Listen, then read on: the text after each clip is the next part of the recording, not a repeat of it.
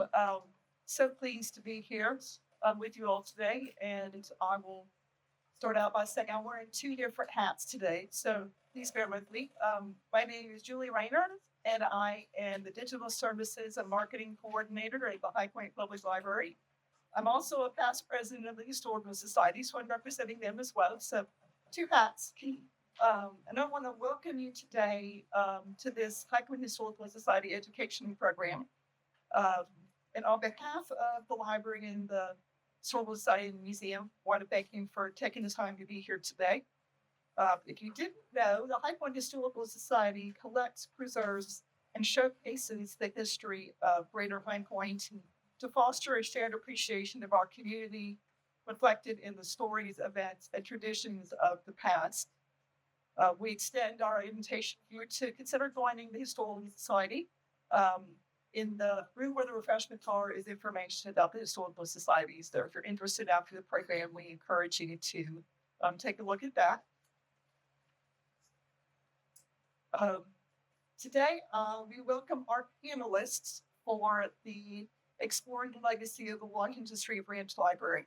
Our panelists are Jackie Davis, the Executive Director and Co-founder of DF Incorporated, Rashonda Moses, the Director of Community Engagement Partnership, DF Incorporated, and Stephanie Mulware, the Administrative Coordinator for the High Point Community Development and Housing Department.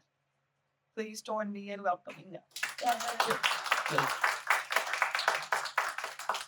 Okay, so now we get started. I would like to invite the panelists to talk about your roles within your organizations a little bit and any connections that you might have to the Washington Street Branch Library in the neighborhood in general. So, Steph, you want to go first? Hi, I'm Stephanie Nowhere. I'm a lifelong born and raised here. Although when I was coming along, we had three different school systems. So I went to the Gifford County Schools, Union Hill, Jamestown Middle, and Ragsdale High School. I currently work for the City of High Point here, the Community Development and Housing.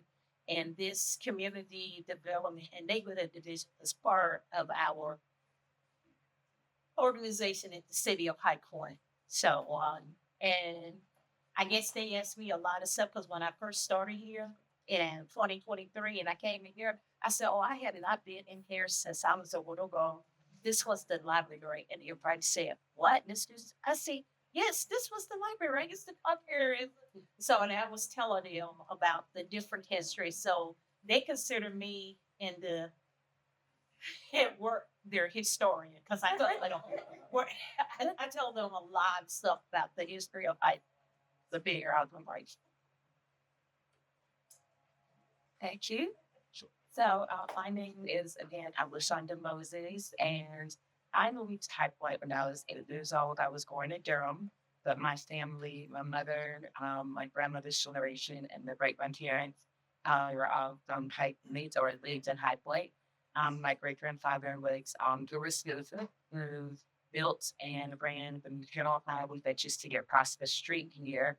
After his passing, his oldest daughter, Lois Powell, ran the funeral home. She was their head funeral directors and business person there until the family sold the business to Johnson & Sons, to the current owner of.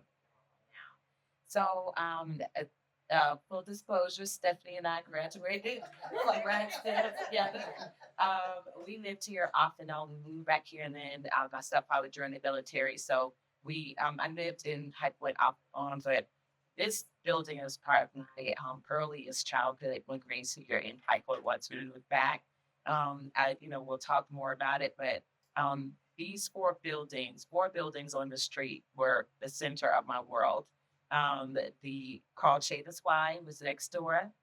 This was the library, and so we spent a lot of time walking back and forth to the library. The funeral home was really my daycare plan out there, especially in the summer when my mom was at work. I would just walk right across the street after the summer program was over and hang out there with my aunt or any number of morticians until my mother got off work. And then right across the street was the candy store. So, of course, right? And so just so happy I also was educated while I was here in Guilford County Schools. I think I went to, oh my goodness, I was at Ferndale for a second before we moved away. I went to Oak Hill. We lived on the other side of town, on the south side of town. And so, yes, just so happy to be here and talk about the wonderful memories that we have growing up in this community and coming to this library. Yeah, right. So, sorry. And I am Director of Community Engagement and Partnerships at DF. I also am an active part of the Washington Street Community Association, serving currently as treasurer of part. I'm one of the founding members of the Washington Street Historic Preservation Society. There, I think that. Oh, yes. Board chair of the Greater Highwood. All right. Good morning. My name is Jackie Davis, and I am the co-founder and executive director of DIA. I was not born here, but I was born in Lexington, North Carolina. And I do have fond memories, I guess, in the 80s when a group of friends will get in our car and we would drive to Washington Terrace Park on Sundays and cruise. And then my husband, Corbin, is here. And his memories is when he was maybe in middle school, high school, he would come here to fly pigeons. But so he and I met at A&T, and when I met Corbin, he had a dream to open a community center, and he wanted to do it to teach kids how to play basketball, but in a very safe place. And so when he played basketball for 4 years, he did not want to go professional, and that was just his dream when we met. So when we graduated, we thought we were going to go buy this gym. That didn't happen. We started understanding life. And so in 2007, when my job was displaced from a company called Johnston's, we decided for me not to go back into the corporate world, but to really go after our dream. And so that's when he and I co-founded DIA. And we were not a for-profit. We were for-profit at the time, but became a nonprofit in 2010. And then in 2011, we moved here to Washington Street. Have a close friend I graduated high school with, Dr. Pamela Palmer, and she was a professor at HBU. And she told me, because we didn't have any money. I said, we did not. My office was at our kitchen table. And then we just decided, okay, if you can find us something for you, or we can go. And she did. And it was, at the time, it was changing to our Spoken Center, where Patrick Harlan owned the building. And that's when we started DIA, and you'll hear more about it. But we're so excited to be here. This community, this city has really embraced what we're doing. And so I just feel really excited and honored to be here on a panel with these ladies. I should talk. Thank you all. So starting, I guess, with Rashonda, how would you describe the character of the Washington Street community, and your experience and how it's changed over the years? Right. One of the things that's wonderful about working with DIA and seeing all of the children that come and everything nurture and the development of children is that it really does bring it back full circle to my memories, Washington Street. I know that our community has gone through a lot over the decades, but when I came here and I grew up here, it was full of children. Again, the Y was right across the parking lot there. And so between the after school programs and the summer programs and, people coming in and out to play basketball, to have meetings, this was a vibrant corner here. And then, the library tied into that. There were people constantly coming and going into the library, had businesses that were thriving, community. Even then, even though it is past its heyday, there was still a number of anchor businesses. Stephanie and I were talking about some of the ones that, she could tell you some of the ones she used to go to at growing up here. But this really was a thriving place and a safe place for children to be. Corvina Foster, the executive director then. And so she has really nurtured generations of people, and it started, for many of us right next door. I would say over the decades, as we moved and would come back, it was very distressing to see. Yeah, what you missed was the activity. What you missed was seeing the people walking up and down the street. What you missed was seeing the children. And now we have that coming active. So that's it's very humbling to be part of the revitalization of this. What do you think, Stephanie? It has changed a lot. During the summer, I would go to Daniel Brook, the old Daniel Brooks at the daycare. And this were they would bring us for our field trips a lot. And then we would go to the Y. Um, in the late 70s, early 80s, Washington Street was a boom community because we used to come get our hair fixed at Miss Dot Stafford. Becky's and Mary's was in the old building, and in the hot dog place. I think it was Mr. Moon that had the hot dog, had the best hot dog. And then everybody used to take their car down the street to Mr. Rook. He would fix everybody's car. We had a mechanic that would fix everybody's car, and Dr. Perry Little was the dentist. So it has changed over the years because I remember, take Washington Park on Sundays. That's where everybody went. Used to have concerts at Washington Park, and how it's brilliant. It is heartbreaking because this was a thriving community. We did everything here, even shop, got clothes, and Superior Food was Columbia Beer. And then across the street was Columbia, was Dallas Furniture, which was across the street. Now I think that's storage. But this area was thriving. This location for Washington Street Library, Branch Library, and now the Community Neighborhood Center seems like to serve as a focal point for the community. Well, I talked about that already. And a little bit of research I've done, I'm kind of skipping around a little bit, was that the first instance of a public library serving was community began in a small building on the grounds of William Penn High School in 1934, which was supported by the Altruism Club. And the legacy of the William Penn High School also plays into some of this. How does it serve as a role within community and high point? I mean, I think, obviously William Penn was was a central part, an integral part of education in our communities. And so for the library to center the care, I think it's very significant. I had never heard about the Altruism Club before I started doing my own research, but, learned that I think they were formed in 1917 with the purpose, one of their key purposes was to improve and promote literacy. And so for that library to be placed there, I think May 22nd, 1934 was its opening date. And, personally, I was like telling that my grandmother was 6 months old when that library opened. So for it to open at a time such as that, for it to locate there, was very central to our community and education, promoting education afterwards.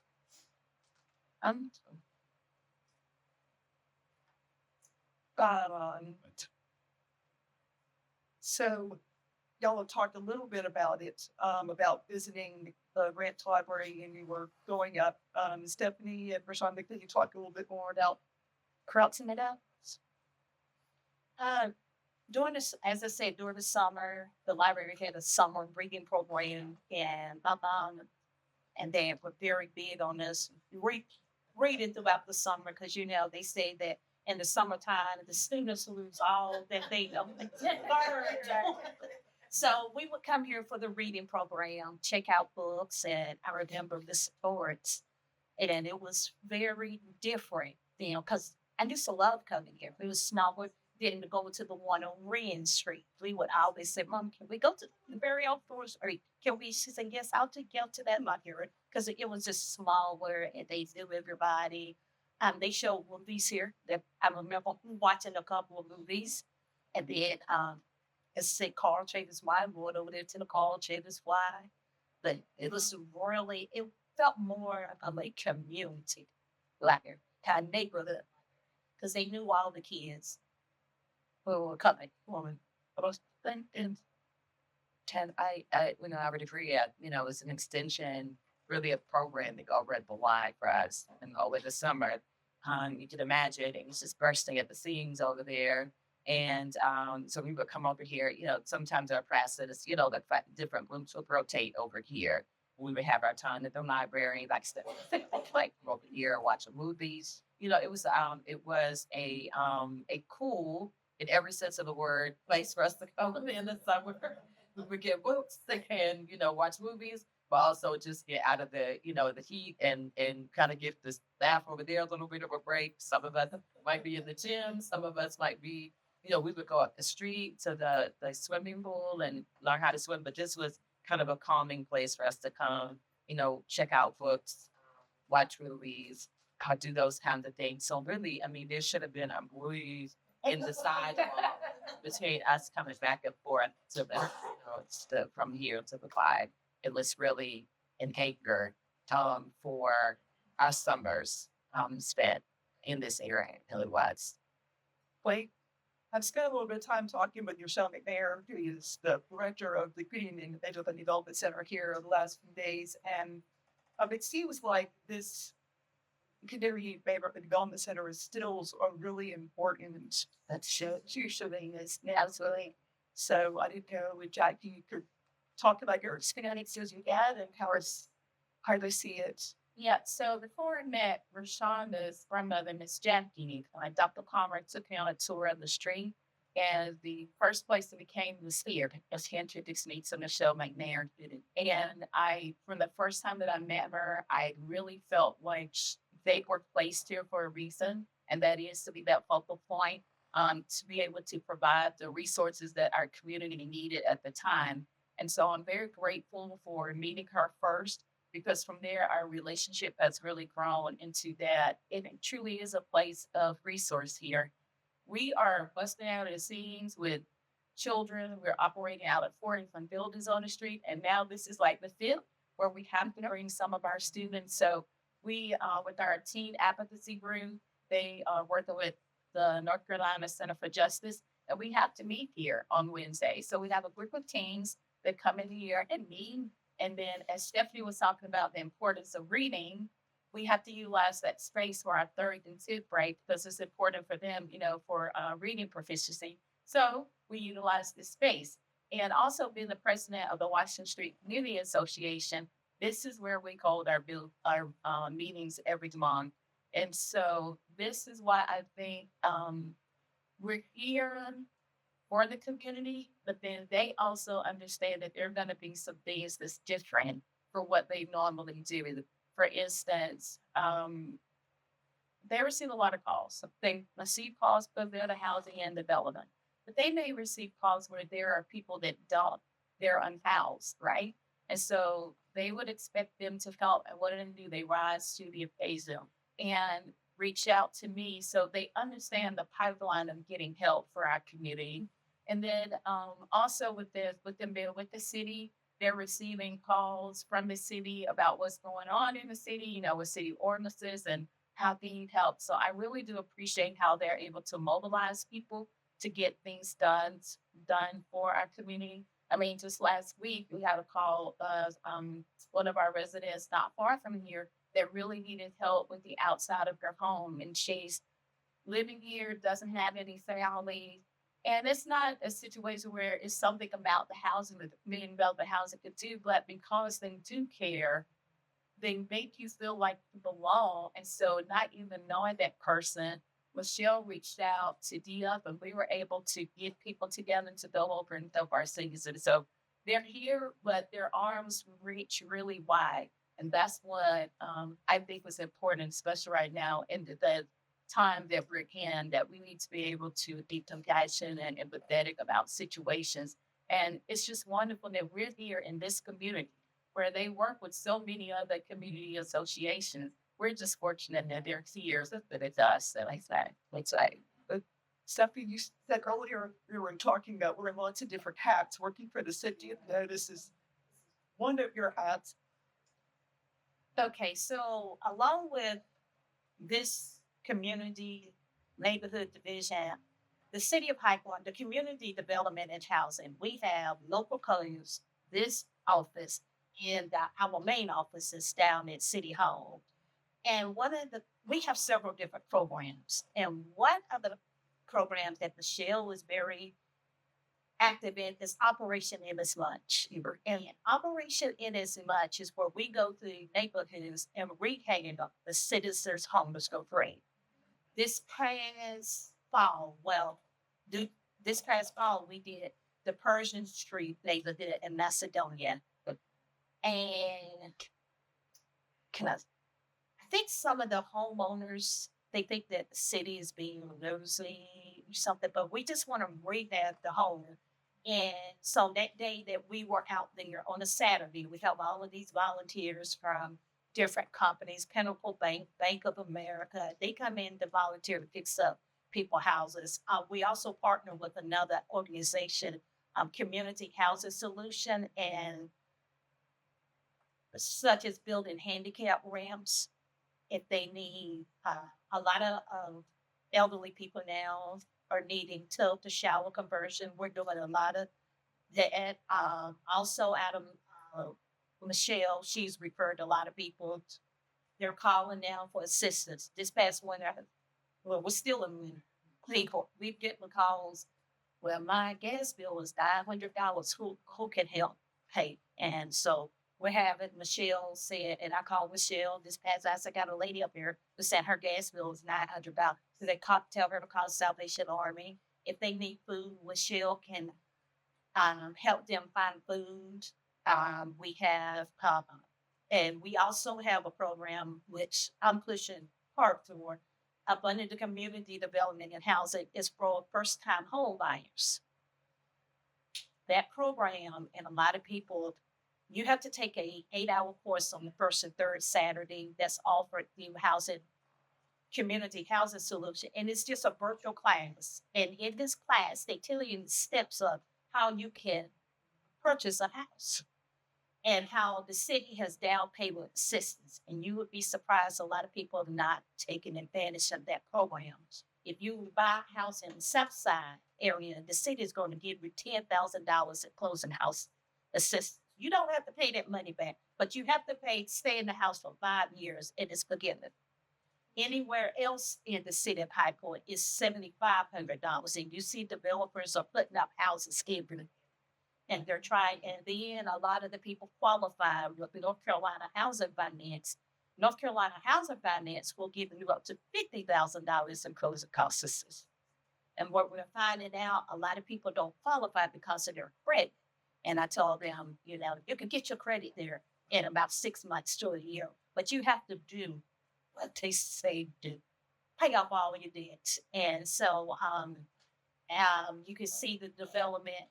The Pinnacle Bank they're doing development on Walnut, White Oak, and Cable Street. Those ladies, a couple of ladies have come through the program and they've gotten the closing cost assistance. They are so happy to be owning their home and not paying, because there are a lot of people called, my rent is, first thing they call, who can help me with rent assistance? And one lady said, my rent's $1,500. And when they call, I always answer, have you thought about owning a home? What do I need to do? And I give them the steps. So that's also something that we do. And then our local codes, they ride around the city of High Point. And you see those white signs in the yard where people, right now, their biggest problem is cleaning up homeless cabins. So they're doing that. And the people during the springtime of the year, our local codes division, they are very busy because a lot of people don't cut their grass. So they're putting those notices up at the end. If they don't cut the grass, we have contractors that go out and cut the grass. People just throw trash down, and they have to tell them you can't do that. The city of High Point, they ride around. Some people put furniture on their front porch. You can't have furniture on your front porch. So our local codes division just go around and ride through the city of High Point. And also, Michelle, this is tax season. So they're doing buying. We provide a service to our citizens to get your taxes billed for free. You don't have to pay anybody. Some of these tax places are charging several $100s to fill out your taxes, but you can come to us through the binder where these are prepared. You have to take a test. I've taken the course to prepare taxes, and it's done for free. Okay. Well, geez, funny. Thanks, yeah. So, can you, Jackie and Rashonda, can you share how VDOT is impacting the youth of Ipoly and what are your plans for the future? And for so I said we moved here in 2011, and where basketball was our platform, but we moved in the community. We saw that there were so many needs that need to be met. So we now take a very holistic approach in meeting our students and families, where it's not only for the students that we provide services, it's for the families and for the community. When we moved in 2011, it was right when revitalization of the street had started. I remember coming in, we had the nice lamp flows. We were here when they were doing underground work, and dust was everywhere. But it gave us an opportunity to see what the needs were. And so as I say, we switched from the youth to the families to the communities. And so we provide services that promote health, education, and life readiness. We have about 75 students that attend our after school, and we have 16 different programs that are integrated into the programming. So the plans for the new building, because I think I said we're working out 4 or 5 different buildings, is to kind of bring us into 1 or maybe 2 additional buildings. But we have students from 4 years old all the way to high school. We piloted a pre-K kindergarten for 3 years. And so we're really excited about expanding that. Our first year we graduated 4 students, last year 2. But we're going to have 3 that would graduate. We'll have now 6 that are in the program. And then we have the after school in the summer. So the arts is important to this neighborhood, of course, with having John Coltrane. So we do dance, and Basham's husband is a musician. So he comes and he teaches music right now to our students. We got theater. So one of the buildings that we do in addition to this, which will be in maybe 2 years, will be our Black Box Theater. So just keeping with the culture of the community has been important to us. And this is not only for students, as I say, this is going to be for all your development. And if we know how to sing, if we know how to dance, it's going to be for all ages. But right now, we are in the middle of our capital campaign. We broke ground in November. We're building our STEM gym and arts complex. And it will go here on the corner. I don't know when you drove in, if you saw the dirt out there, we're just waiting for them to get started. But it is bringing all of our programs together. We'll have Courtney's dream of a full basketball gymnasium there. We'll also have, because we are close to the community and know the needs, we'll have a pantry, because we have one right now, so then have a large pantry. We also have retail space. Economic development is important to us, and we want to see our youth that are working. We have an opportunity now where we hired 4 of our families, like mothers, and so we've been able to give them jobs working with us. And so that's important for us, because we want to thrive, but we want the first community to thrive. So academics is important, being able to have a STEM. So we do tutoring. We also help students with homework. And anything else to have, but really that one.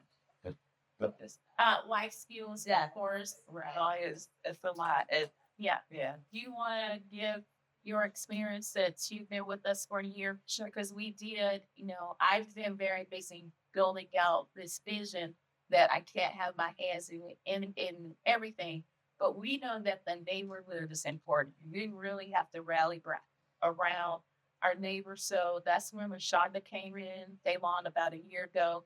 And she's the director of the community engagement and partnership. So if you want to elaborate on what we do in your department, sure, just very briefly.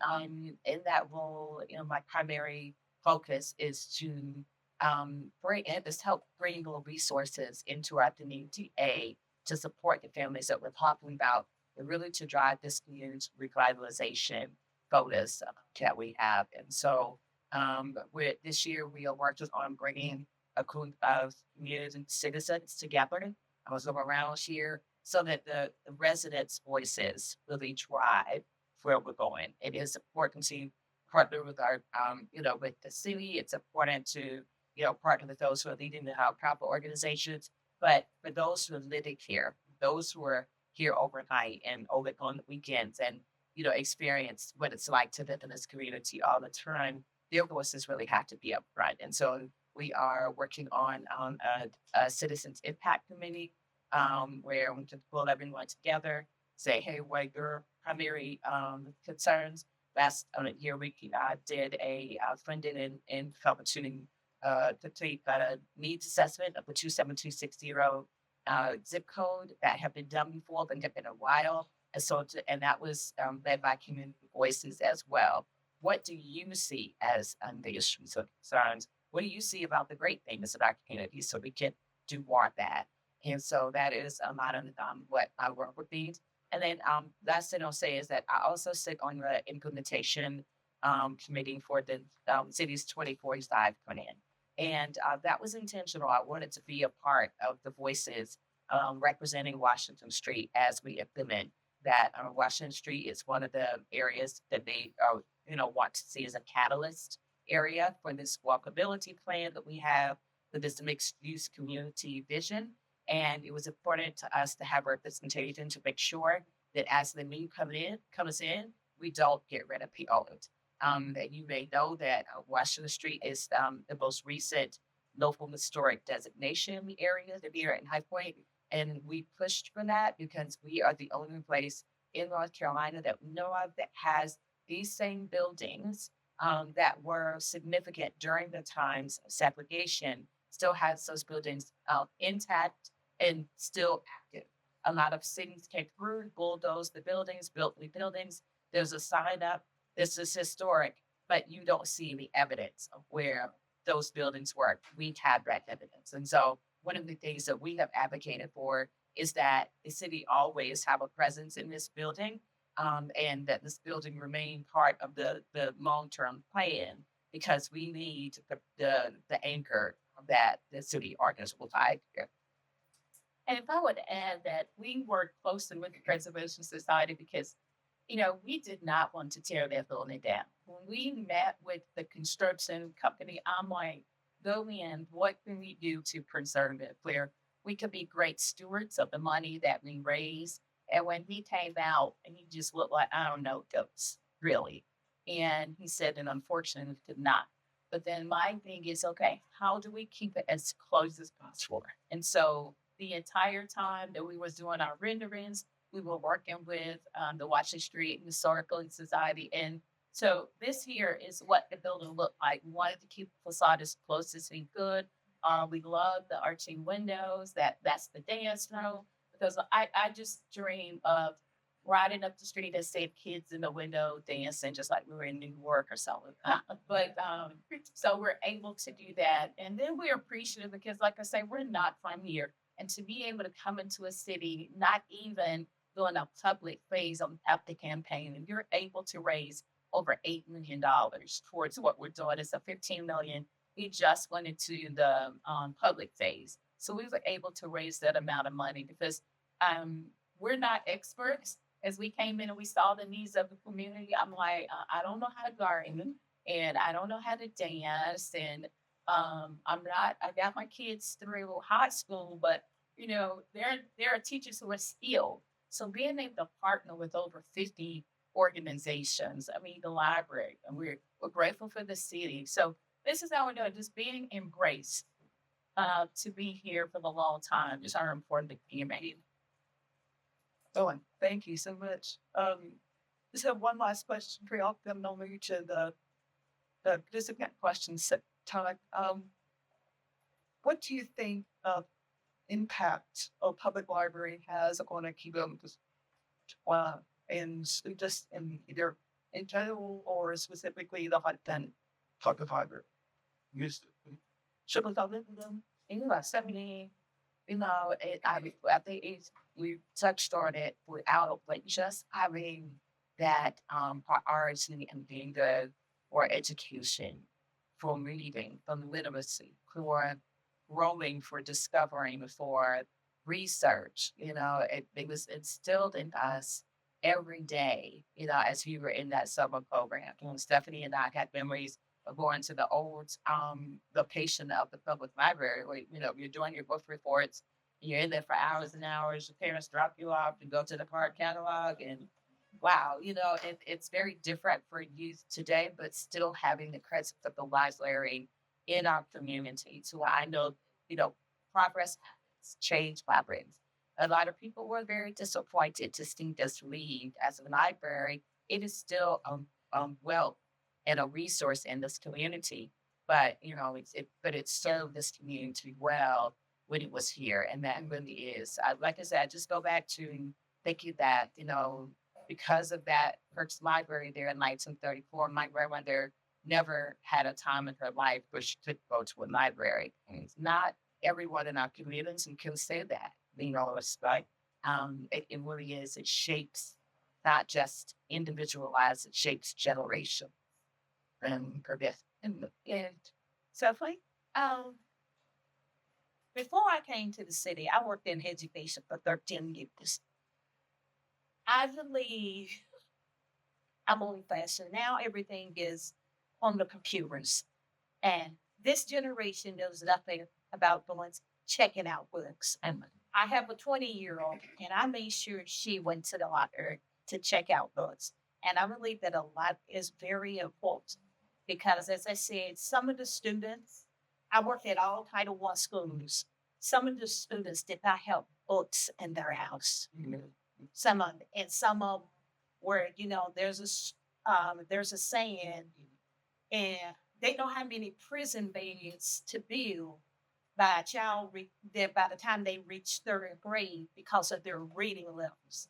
And at the school that I worked in, I worked in the front office, but I also have tutored the kids, and I would work with them on their reading. And I found out a lot of them said, I don't know how to check out a book. I've never been to a library before because now we just don't do it. So I think we need to go back as a community to make sure that we take our kids to the library so they can pick out a book to read, not reading online or like they're doing it. Learn how to do own research. Because they're using Chat GPT to write their papers. And I told my daughter, who's a sophomore in college, I said, you better use them Chat GPT to write your papers. I said, write it the old faithful. And she was like, well, show me, Mommy. They're not teaching that in school. So I showed her the old way of how to do citations and quotes and everything.